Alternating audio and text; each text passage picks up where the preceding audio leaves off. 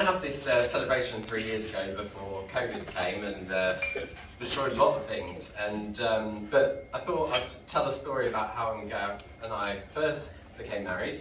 We had our wedding in Australia. I've always wanted to get married ever since I was a kid. It was non-negotiable. Gareth, on the other hand, needed a bit of convincing.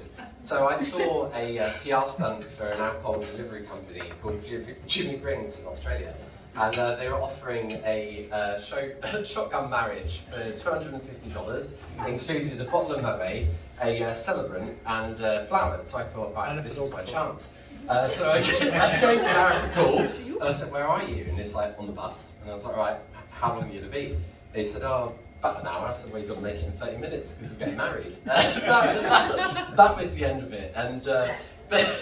And so that night our marriage papers were lodged, and subsequently we got married in Sydney on our balcony because, yet again, COVID destroyed things and we had a lockdown wedding. But despite that,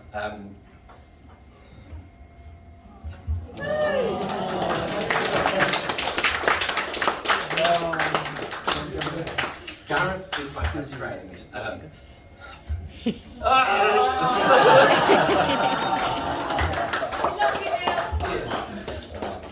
He's my best friend, and it's not often that you meet someone where you can. You can be yourself. You can. And no, it's not often you can meet someone where you can be your best friend. And in Gareth, I can be myself, and he supports me and my dreams, and he's amazing. And yeah. I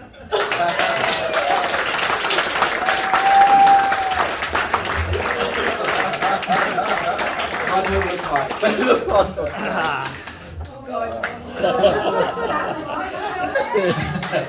I've got a few packets of tissue in the pocket, so just in case. But I did want to get up and say a few words, and I think it's only right. First of all, good afternoon, everyone, and for those from down south, welcome to Scotland. I hope you've all had your passports.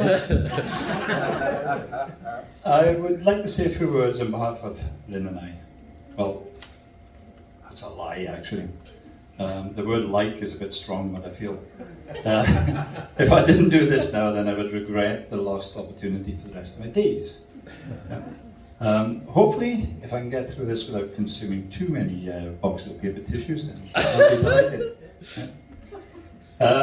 Firstly, thank you all, each and every one of you, for coming here today to share this celebration with Gareth, Neil, and their respective families. I'm sure that every one of us is grateful that you've taken the time out to join us. Right, that's the easy part done. Now, some of you, particularly this mob over here, know that Gareth, Stuart, Lynn and I have been lucky enough to travel to various parts of the world thanks to my job, and have lived for a short time in the US and in Germany. I suspect that from an early age those experiences have given Gareth the wanderlust, the desire to see more of the world. After leaving school and working for various companies, Gareth continued to travel abroad, often unaccompanied, sometimes in groups. Oops. Sorry about this. Large print and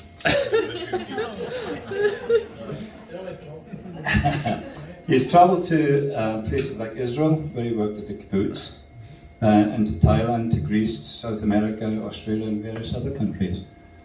In employment, he worked in various jobs until he became an ED nurse at Crosshouse Hospital, a role which, as was pointed out by a friend, was more of a fit for someone of such a caring nature than other jobs he'd been employed in. Throughout this time, there were few females in his life, other than his very good friend Anne, with whom he first shared a flat, and who also lives with her partner in Australia. One of Gareth's relationships lasted for more than a year, And knowing then that his heart was not in the relationship, I decided to take him aside and explain that once you pass the year mark with someone, then there often becomes a feeling of permanency. A level of expectation is set, if you will, and so I advised him that he'd better take care. That certainly had an effect, and life moved on. As time passed and Gareth continued his travels alone, we were getting older, and our greatest fear was always that if he didn't pull his socks up, he would have no one to share his life with in later years, once we were long gone, Stuart and his family aside, of course.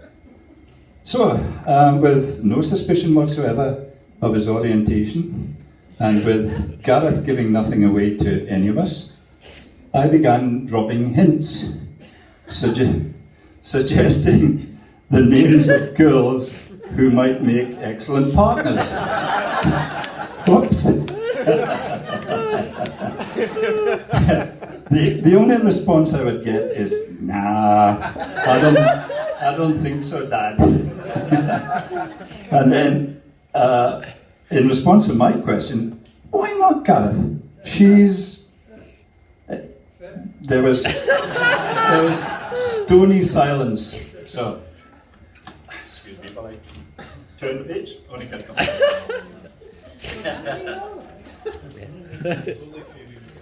Coming now to more recent years, and his first visit to Oz to stay with Anne and her husband Grant.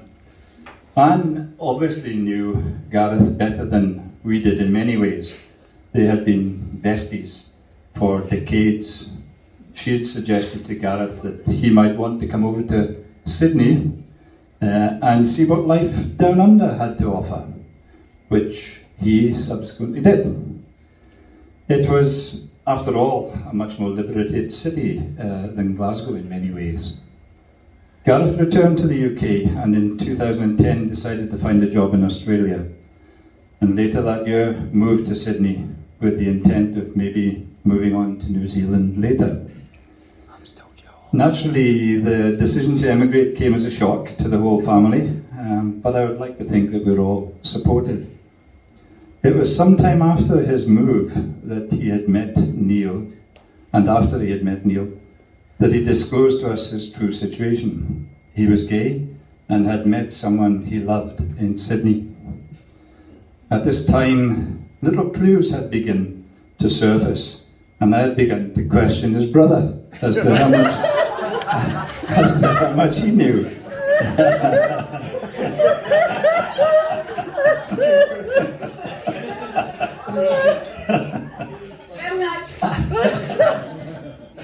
Other than his good friend Anne, he now had someone else to care for, and someone to care for him. Anne's not here today, but attended the original civil service in Sydney, along with other friends. Unfortunately, none of us here were able to attend because of COVID. Last page, guys.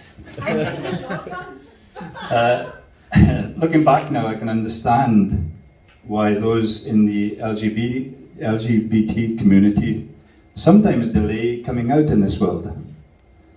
When I think of all those inappropriate jokes and stories that I have probably repeated in Gareth's presence and that of friends, and laughed at over time, it makes me feel absolutely terrible.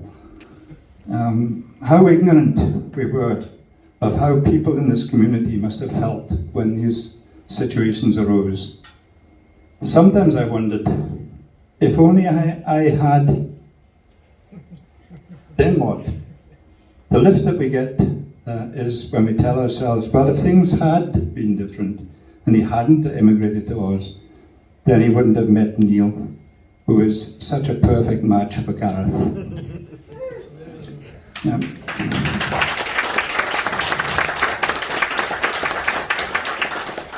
On the day, or the night in our case, of their civil ceremony, the love for each other was very, very apparent. The happiness showed clearly in their eyes as they enjoyed their small ceremony on the balcony of their flat overlooking Sydney Harbour Bridge. It's fantastic to have them back with us for the short stay, and great to share the occasion together with everyone here. I hope you all enjoy yourselves. Let's raise the glass to Gareth and Neil. May they have a long and very happy life together. Said without a single tissue. How about that? Absolutely fantastic. Please give it up for Ray. And of course Neil. He's been lying to me and taking no notice of what I've said for the last 2 years. I thought I'd get my own back. Firstly, can I just say thank you to my daughter Jenna, the blonde girl in the green. Jenna, I think you just still stand up just for a second. She's organised all the things in front of you, so a little round of applause.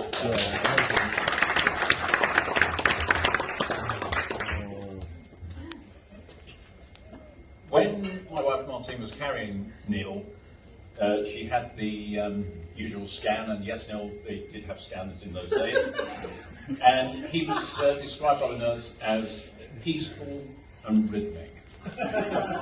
What happened?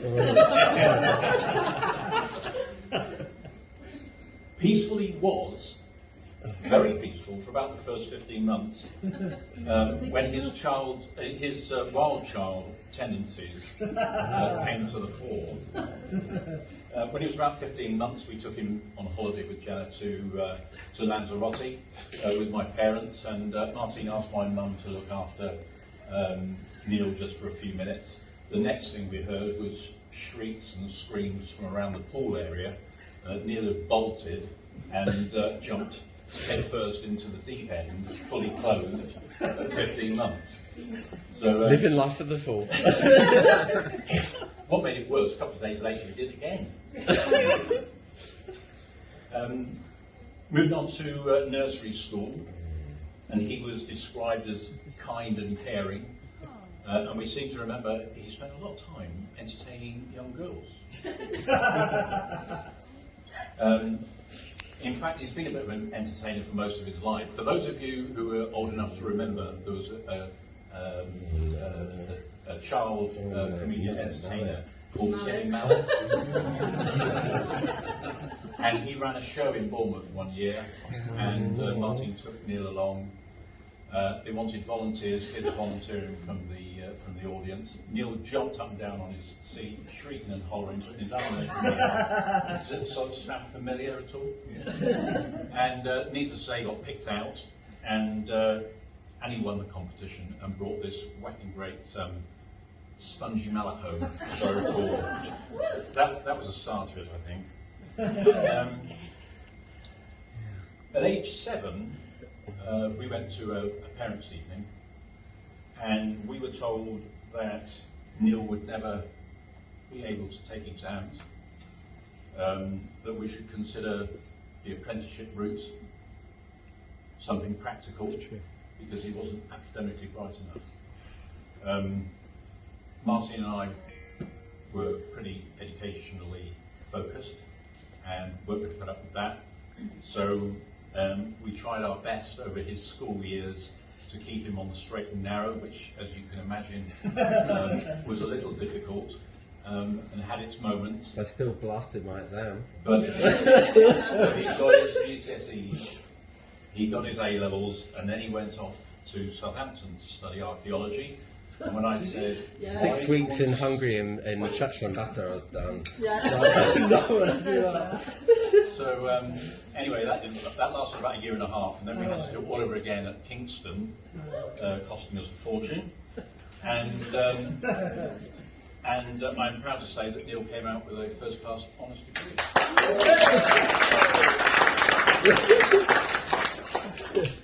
The day after he finished his last exam, he took a flight to Australia. He subsequently met Gareth, and I think the rest you know. So I won't ask you to raise your glasses because that's already been done. But just to let you know, we love you.